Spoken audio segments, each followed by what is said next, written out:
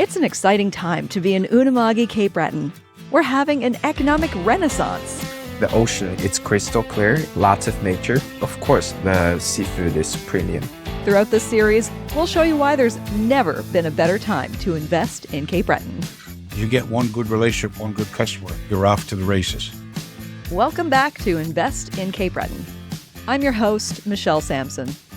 In this episode, we're talking about an industry with a long and rich history in Unama'ki, Cape Breton. Arguably, it's the island's oldest industry, the very one that sustained the Mi'kmaq for thousands of years and brought Europeans to their shores. If you haven't guessed the industry yet, it's none other than seafood. The island exports an estimated $342 million worth of lobster, snow crab, and other species, much of it processed by one of the island's 11 active processing facilities. Now, a lot could be said about this key industry, but this episode will focus on the timely issue of trade. How are tariffs, both real and potential, affecting local seafood exports?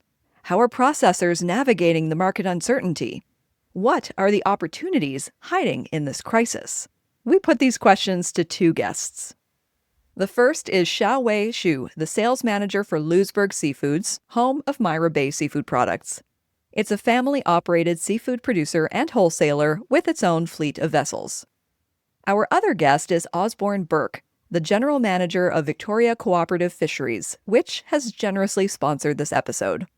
Victoria Co-op Fisheries are seafood harvesters and processors since 1955. Their progressive Cape Breton co-op works with community harvesters to bring the freshest, tastiest seafood to markets all over the world.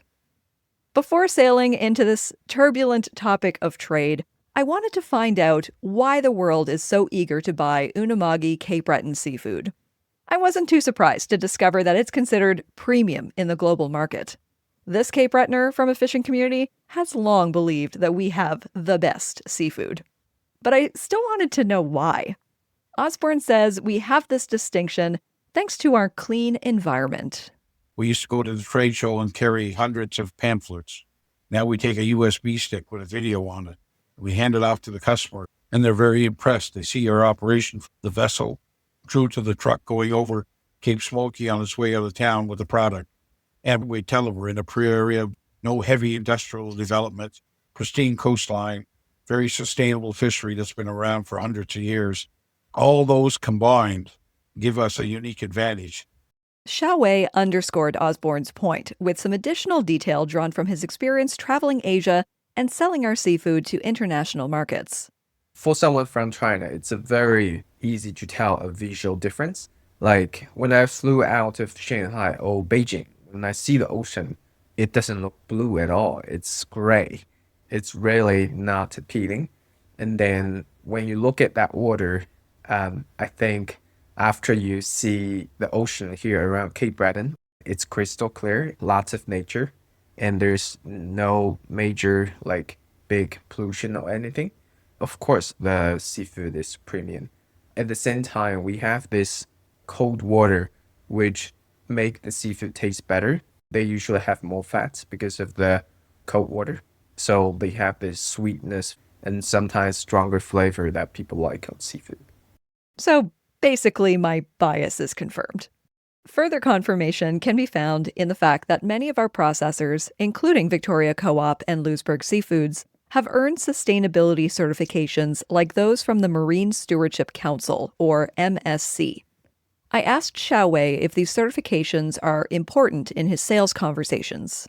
It is very important. Like many of the clients, let's say, for example, new sales we made in Singapore and Philippines, which were very exciting for us.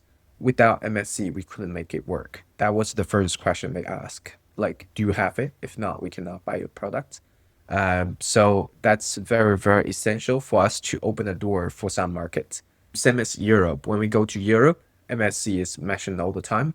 Pretty much 99% of the clients, they will say we need MSC products. That's essential. For the US, we see more growing demand for this. So the island is exporting high-quality, sustainable product. But where is it all going? Currently, over 85% of Cape Breton seafood exports go to the U.S. Since January, the U.S. has been threatening tariffs on everything, including seafood. As of this recording in May 2025, the threats haven't materialized yet. However, China, another important market, did lay a 25% tariff on Canadian seafood in March of 2025. Shaowei says this tariff is already having an impact on Louisbourg seafoods. Our main products we have been selling to China is lobster, whelk, and the sea cucumber. And for lobster, we probably have, especially for processed one, we almost have 70 to 80% of products going to China. For whelk, we almost have 90% of products going to China. And sea cucumber, we have 50% of our products going to China, sometimes more, sometimes less. But with this 25% tariff, it's going to be a huge impact, especially with ongoing economy issue like high inflation and China have this deflation pressure. We have seen like the market start to shrink. Customers in China start to pick cheaper products. Our seafood price have been struggling to sell to China already. And this 25% just going to be pushing everything out of the limit. For Victoria Co-op Fisheries, China isn't a major buyer, but Osborne says they'll likely still be affected indirectly. We may sell to another buyer in Nova Scotia, New Brunswick, even into the state of Maine. They would then repack the lobsters and do air freight, which we don't do. We're too far from the airport. And they would ship to China. Now with that tariff, it's going to be a challenge because the Chinese customer is going to have to absorb that. Whether or not the Chinese customer can, I don't know. Everybody is, I think, hoping that things can get resolved. Unfortunately, we don't expect, you're not going to get the flip-flop on tariffs as you have from USA. China is more focused. They have a tariff on, and that was in retaliation for Canada following USA on the 100% tariff on EV vehicles. And I think on aluminum and steel at the time, last fall. So China is not one to forgive or forget quickly. I believe this tariffs will stay against Canada from China for quite a while, unless something significantly happens again with the U.S. But there's quite a battle going on there as well. Meanwhile, Canadians and Americans that rely on trade are waiting to see what the U.S. does next. Osborne says no one from either side of the border wants a seafood tariff. Our USA customers are as frustrated as we are. They're apologetic to us, apologizing for the Mar-a-Lago bully and his actions. They can't understand because it's harming them as well. And so they're as frustrated, if not more, than we are. And so they are not the enemy. The USA customers are not the enemy. They're having the hardships. They can't absorb a 25% tariff. Neither can we. So it's kind of a partnership there. We'll work together and see what we can do. For Louisbourg Seafoods, the potential U.S. tariff has been a top concern since the first threat back in January. Real or not, they knew they needed to prepare. Our snow crab, one of our biggest commodity we do, the main market is in the US and it started in March. So we were really nervous. And even now we are still producing every day and shipping the snow crab to the US all the time. Where if there's a tariff, then it's going to be bad. Because over 98% of the snow crab goes to the US. So if there's a tariff, it's very hard for us to reacting right away. It's not just, for example, we have to find a new home. It's also because other markets might prefer the snow crab in a different form. Lots of them are asking for snow crab meat, which we don't do. We mainly do the sections, clusters. So it's a shoulder with the legs. But then when we talked with the customers in Europe, lots of them want meat or in retail bag. And then for China, lots of them want the whole snow crab. They don't want it to be split already. And lots of them want the fresh one. For Japan, it's similar. They want the whole frozen one. They don't want it to be processed to clustered. So it's hard when our plan is structured or designed to do the clusters to supply to our biggest trading partner. And suddenly now we have to change everything. It's really hard. So what is there that Unama'ki Cape Breton seafood producers can do to counteract these tariffs and to be more resilient? We'll answer that question after this brief ad. The Cape Breton Job Board is Unama'ki Cape Breton's online platform designed to connect employers across the island with talented job seekers both locally and around the world. Whether you're growing your team or growing your career, the Cape Breton Job Board can help you make the right connection. Visit capebretonjobboard.com today and discover the possibilities waiting for you. Back to our question of what seafood producers can do to counteract tariffs. Both of our guests say step one is market diversification. Shaowei says Louisbourg Seafoods has been on it since well before Trump's second term. For the past 2 or 3 years, we have been going to different trade missions, including Vietnam, Thailand, South Korea, Taiwan, Hong Kong, Philippines. We went to Singapore last September. We did a trade mission in February to Europe. We went to Italy, France, and the UK. So we have been doing this already as a way to diversify and also to find a new market for our products. But now it's just with this ongoing tariff and tariff threats, somehow it's not a long-term strategy anymore. It's a emergent need. Like usually when we go to Boston and Barcelona, we see a lot of our regular customers. They might be in US or China or the regular places we sold to. But this time, our focus is different. We send lots of emails to the people we might know that could potentially be an interesting customer for the new markets to tell them that we will be in the trade show. We would like to see you. We could even visit you and have a conversation and hopefully we can build something. For Victoria Co-op Fisheries, 65% of their product is going to the US right now, and the other 35% is split between Canada, Asia, and Europe. If things go as planned, Osborne says that split could shift significantly. Our focus right now in the next preferably 3 years, maximum 5, to reverse that percentage to be 65 anywhere but the US. Reduce our eggs all in one basket because I think the trust level is gone with the US. No matter what we say, it's never going to be the same. It was the easy market dumping into the US. But now, eyes wide open, we're realizing, hey, we can't just do that. And so we're going to focus more on Canada, more on Asia, and beating down the doors in Europe. Early May this year, I'll be in Barcelona. There's 15 Nova Scotia companies that'll be participating in Barcelona, along with the rest of Atlantic Canada. But we're looking to build more relationships. Just recently at the Boston show, we have 2 French companies we're dealing with now that have potential. And we got a new customer from Hong Kong who bought from us last year. I'll be in the trade show in early June in South Korea, late June in Taipei. Our raw frozen lobster tails, generally that's a U.S. market. With our other sales export person, we sold to South Korea at about $1.50 US a pound better. Are there any barriers at all to doing more of any of these things, or is the demand there and you just got to do it? Don't see a lot of barriers. Talk South Korea, we have a free trade agreement. You talk EU, we have a free trade agreement. With some of the areas in Asia, the government's been working on various trade agreements. So you don't see a lot of barriers there. I think the opportunities are there and you got to take advantage of them.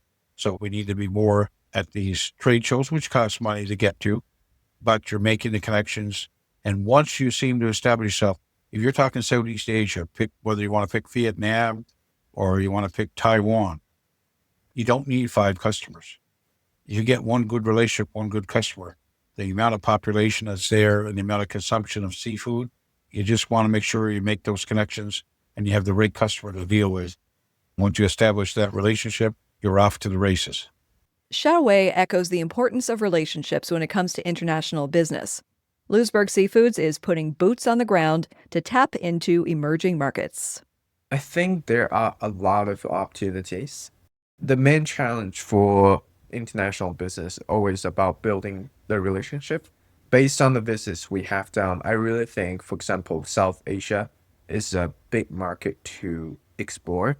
Their economy is growing really fast. Their population is very, very young, and they love premium seafoods. And same as Europe, we don't sell a lot to Europe, but we see this massive growth over the past 2 or 3 years just for the lobster. So I think we have lots of places we can explore. We have new sales in Singapore and the Philippines very recently, which give us a confidence that we could explore more because there's not only Philippines or Singapore in South Asia. We visited Vietnam and Thailand. The conversation we had with some customers, they are doing huge volume on products. It's just we are not still working together yet. So there are lots of opportunities in international markets. But what about here at home? I asked Osborne if he's seeing any potential in interprovincial trade. Well, I think the opportunities, we could have sold more within Canada in prior years. And we sell to a lot of local restaurants within Atlantic Canada. But we have some brokers we work with in Nova Scotia, New Brunswick, and PEI that we could have sold twice as much last year to Canada. Shaowei sees opportunities within Canada too. He's been exploring them for the past few years. I was in Toronto last November, and we start to have built more relationship with the customers there. But I think we have a bigger market because when I have conversation with these clients, when I actually visit them, I was surprised to see some of them have their own cold storage and it has lots of products. They are doing many containers of products from elsewhere outside Canada too. So I always think there is a big market within Canada, and that's something we have been also trying to work on. It's just suddenly with the tariff, we have so many things we want to try to make it work. So for example, we have these flights coming out from Sydney to Calgary in the summer. So we had a conversation with WestJet and also the airport just to talk about using their available rooms on the flights to ship products to Alberta so that we will have our seafood in the West Coast. And then we have been growing ourselves in Toronto, in Ontario. And I'm also trying to see if we can make it work to sell more products to BC, which it's quite a long distance. So do you feel like that is just a matter of pounding the pavement, like the demand is there, you just have to find the right people?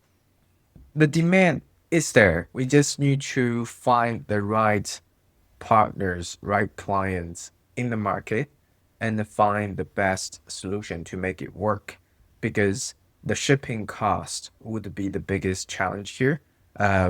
We might be in the market so that the clients might think it would be easy for them to just not order containers.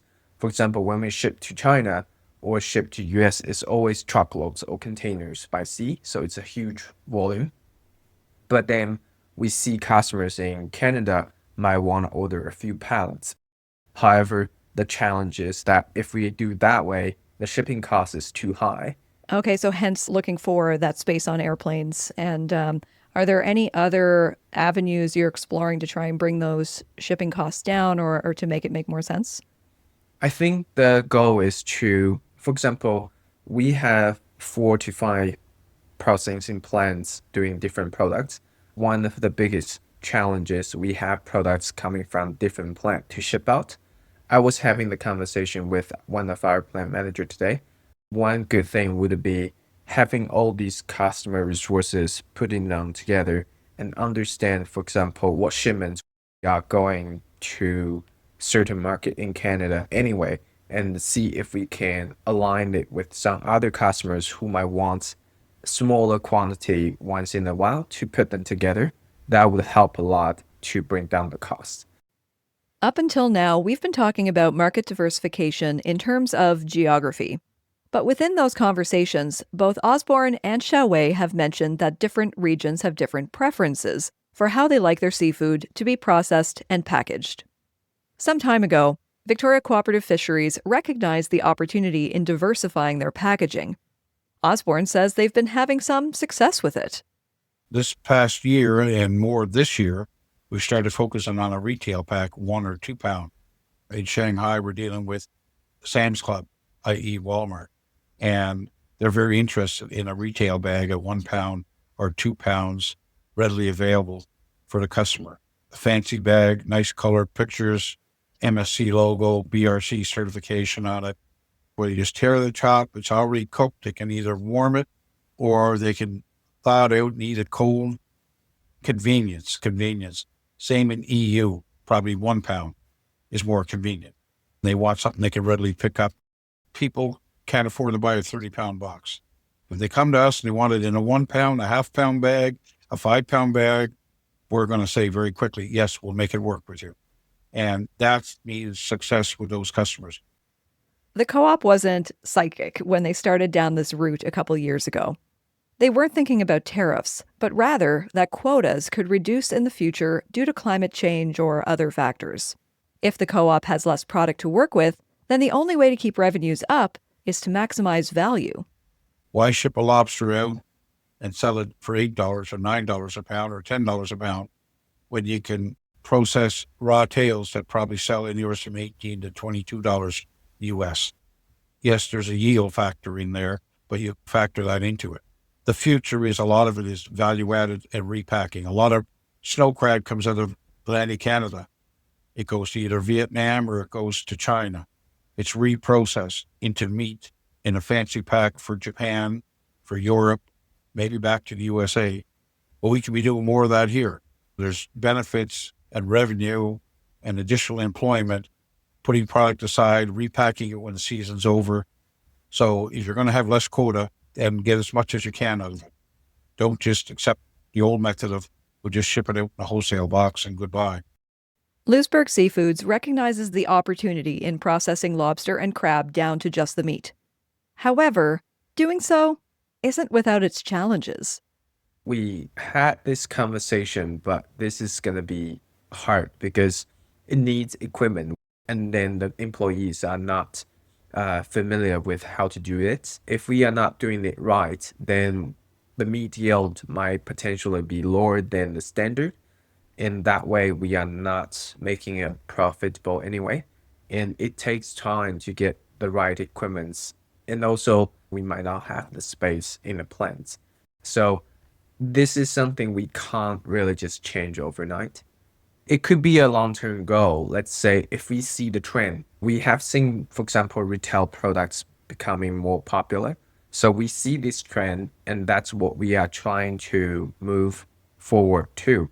But it takes time. It takes time to doing research. It takes time to understand which way would it be the best thing to do, what equipment would fit us.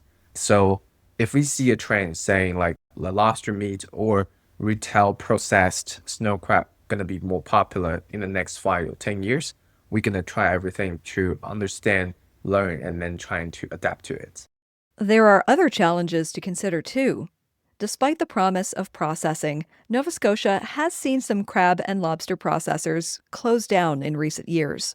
Osborne says the co-op has had to find solutions for difficult obstacles that have nothing to do with tariffs. Some of the challenges is labor workforce. We're limited in a rural area here. Currently, this year, we got approved for 36 temporary foreign workers.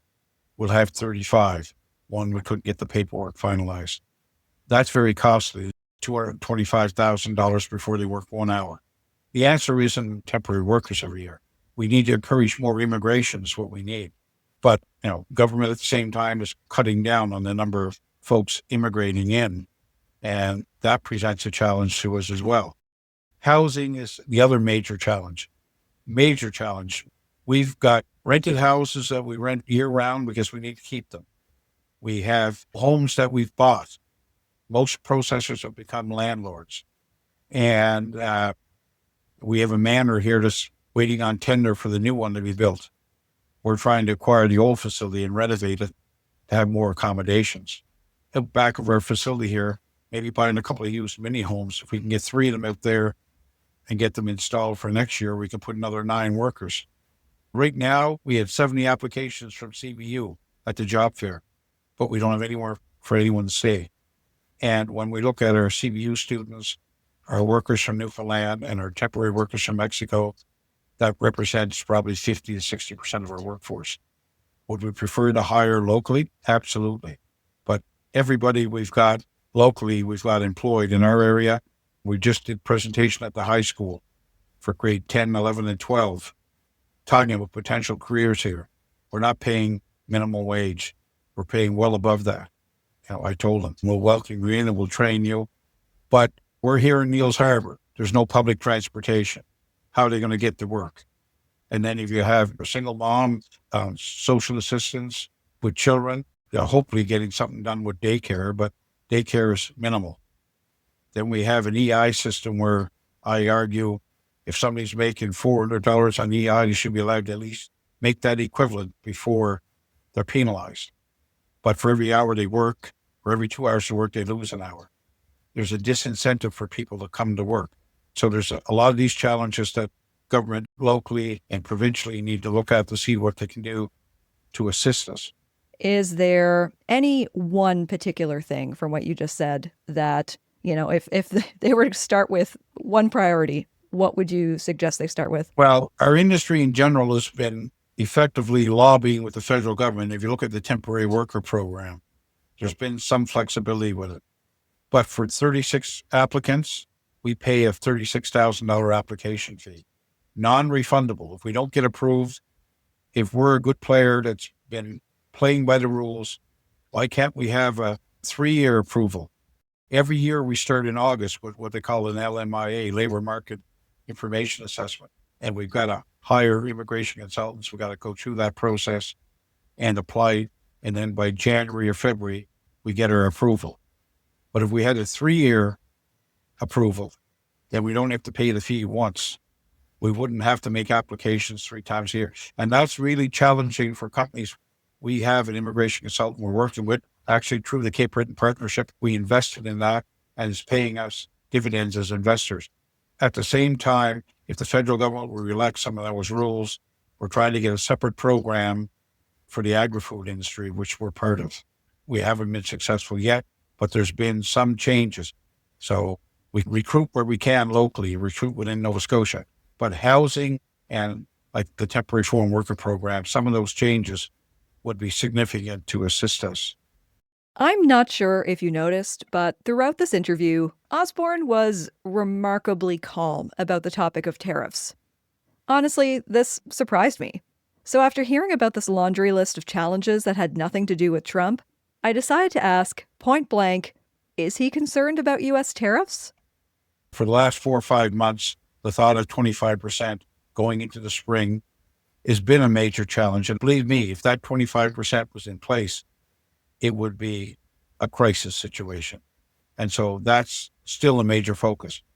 But we're still dealing with the lack of housing, the requirements on our temporary foreign workers, the lack of potential employees, no daycare, no public transportation.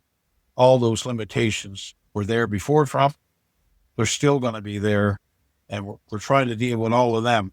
So every day we sit down in this office, we got more than one challenge. I also asked Shaowei about the challenges Louisbourg Seafoods is facing and what kind of support he'd like to see from government. Like Osborne, he mentioned workforce and that some help on that front would be appreciated. He also hopes the federal government can negotiate longer and more stable trade terms with other countries. But he also had a request that would help Louisbourg Seafoods make the leap into new processing formats. More investment into the seafood industry to help us become more modern, that we can compete with other leading seafood countries would be a great idea. For example, Norway, Iceland, they are doing very well as well. And we are competing with them all the time because we are catching similar products in Atlantic Ocean. Like we rely on process one single way to help to produce enough and maximize our efficiency. But with our plant current setup and limited space, there are limited things we can do to adapt to new trends. And we definitely need support here. Right, so you're talking about grants or loans or that type of thing? Yeah, and even like some support on, for example, technology or some research to help us to understand what could be done to help us to adapt to it. Those would be really big support from the government. I'm not greedy. I think those two would be good enough. After hearing about all of those challenges, it would be easy to be overcome with pessimism. But is that how 2 of Unama'ki Cape Breton's seafood companies are really feeling? I asked Shaowei and Osborne about their confidence in the future of the seafood industry. Let's start with Shaowei's answer. We have this conversation in the company a lot. I think we have lots of talented people in the company. We have lots of people working, have great experience, great expertise. And for an industry like us, we always have challenges, and every year is different. So this is just another year we have more issues we need to deal with, although it is maybe bigger and harder to deal with. But I think with all the talents we have in the company, all the people who are working hard trying to make it work, and we are thinking about the issues and facing it all the time, I think we will make it work. As for Victoria Co-op Fisheries, it'll be marking its 70th anniversary soon. Tariffs may be the crisis of the moment, but Osborne says it has weathered many storms, both figurative and literal, over the last 7 decades. We're almost at the end of this episode, but bear with me for this brief history of the co-op. I promise it's relevant. Well, back in 92, crisis in the brownfish. Oh, what are we going to do? They pivoted to the focus. Let's put some equipment in. Let's look at processing shellfish instead of just buying it live and shipping it out. And that was a decision at the time by a volunteer board of directors and the manager driving that. Very similarly, when we saw other changes in processing, putting in more modern equipment, more efficient equipment, because we have aging workforce. And another example, 2021, we decided to upgrade our lobster pound, looking at reducing costs overall, and close all our facilities inside structures so they weren't susceptible to wind, rain, and weather. Then along came September 2022 when Fiona struck. We were the only processing facility, the major one that was impacted in Nova Scotia to the tune of about $10 million damage that we had to rebuild. Some people thought when the second floor was hanging down on the first floor and the entire walls were missing, that it's over. Well, no, we're a very resilient bunch in the co-op and in the fishery in general. Mind you, there was days where we wake up wondering whether we were going to, but we did. So not only did we focus on rebuilding, but building back better, stronger, because the next time Fiona's sister or brother arrives, we're better prepared than we ever were. So these are complex times, they're challenging times, you're facing a lot of different headwinds. How confident are you, how optimistic are you about the resilience of the Cape Breton seafood industry and Victoria Cooperative Fisheries? I'd have to say I'm very confident or I would be packed up and gone out of here, and the rest of us as well. We're used to challenges every day of the week. We're waiting a piston that went. We've got a guy down there pushing the baskets through 3 baskets every 70 seconds until that piston is in here next week. So having a crisis in the afternoon, the morning, this evening, probably be something new again. It's just water off our backs. We're going to just keep plugging ahead, not look back. So I guess we're fairly resilient and we're used to responding to whatever we got to do. Now that's a hopeful note worth finishing on. Thanks so much to Shaowei Xu of Louisbourg Seafoods and Osborne Burke of Victoria Cooperative Fisheries. Check out the show notes for links to find out more about both companies. New episodes of Invest in Cape Breton are coming soon. Hit that follow button on Apple Podcasts or Spotify to be notified when it drops. Our theme music is Under My Skin by Glace Bay's own Elise Aaron. Invest in Cape Breton is produced by Storied Places Media, a proudly Cape Breton-owned business operated by me, Michelle Sampson. Thanks for listening.